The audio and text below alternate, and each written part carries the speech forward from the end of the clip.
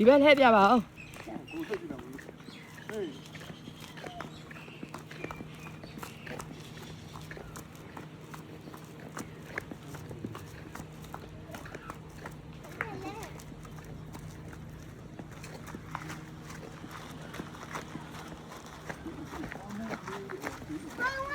ပြေးရ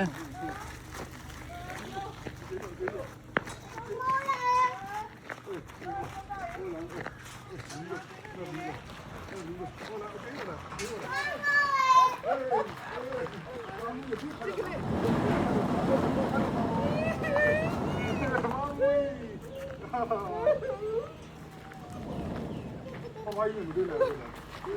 ဒါကတော့ရမရောက်နဲ့။ဘာမို့ရပါပြီလဲမလိမ့်နေတာ။အမီးလည်းပြောနေကိုရေး။ဘာမို့ကြီးလဲ။ဘုမမမေ။ဘာမို့ရပါပြီလဲ။ဘာမို့ငိုနေကြောက်။ ဖွာမို့မငိုနဲ့လို့ပြောလိုက်လေ ။ဘာမို့နဲ့မတွေ့ဘယ်လောက်ကြာပါလဲ သွားလေဖွာမို့ပြူ ။ဘာမို့ပြစ်ဖက်လား။ဘာမို့ပြစ်ဖက်လား အမမေပြောနေဟုတ်လားကိုရန်ကုန်လူကျုံရှိလို့ဘယ်သားပဲဝယ် သွားလေဖွာမို့စီ ။မလေးမရပြန်ပါလား ဒါတော့မမေပါ ။မရတော့ဘာမို့သူ့မီလီကိုတွေ့လိုက်တော့ငိုသား ငိုလေအခုခုနငိုမယ်လို့ခိုင်းတာဒီမှာပါဗျ ။အင်းလာပြီ